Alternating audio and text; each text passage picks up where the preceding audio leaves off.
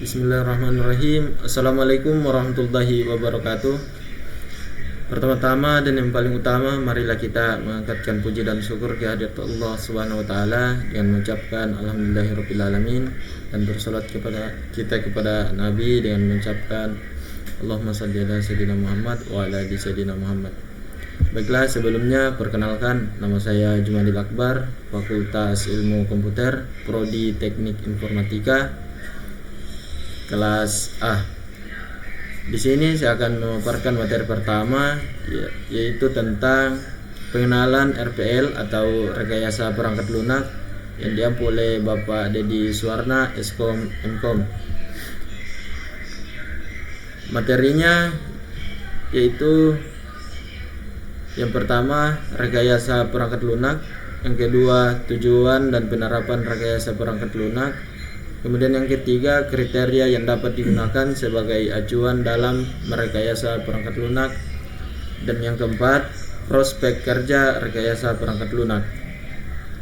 Kemudian kita masuk ke rekayasa perangkat lunak atau RPL,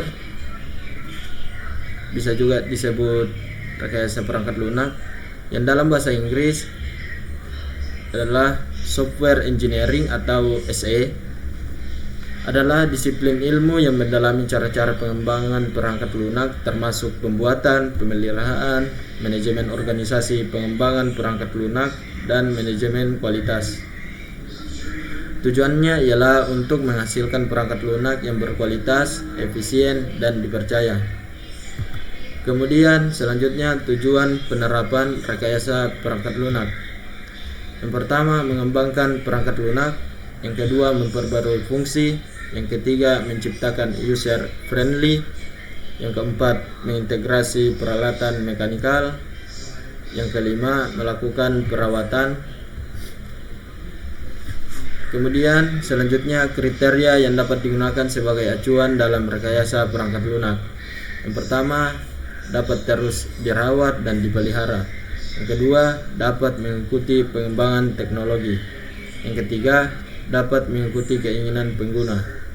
Kemudian yang keempat, efektif dan efisien dalam menggunakan energi dan penggunaannya. Kemudian yang kelima, dapat memenuhi kebutuhan yang diinginkan.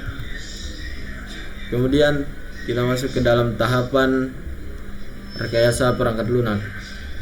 Rekayasa perangkat lunak itu sendiri memiliki tahapan utama yang sering disebut sebagai siklus hidup pengembangan perangkat lunak atau Software Development Life Cycle atau SDLC, yaitu analisis kebutuhan atau requirement analysis yang menentukan apa saja kebutuhan pengguna dan fungsi yang harus dimiliki oleh perangkat lunak.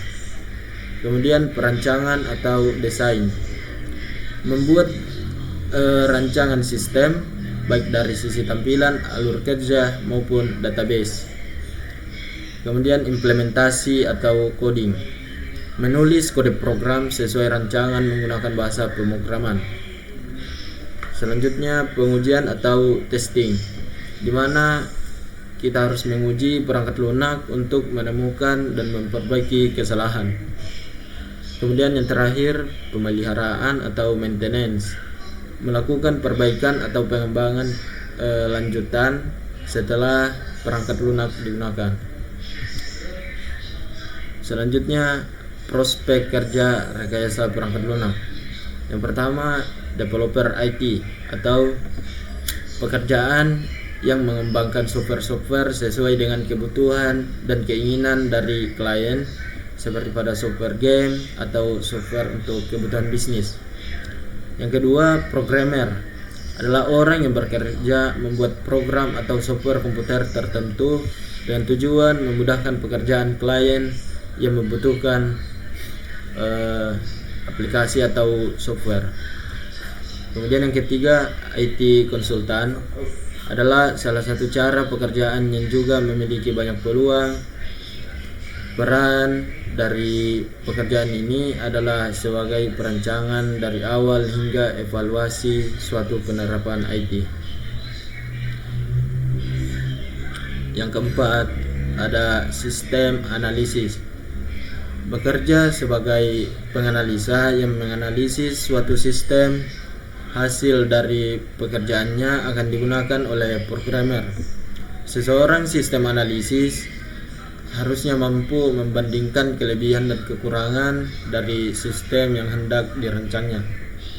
Kemudian yang kelima, database engineer atau tugasnya sebagai pembuat desain serta memonitoring suatu database yang cukup kompleks.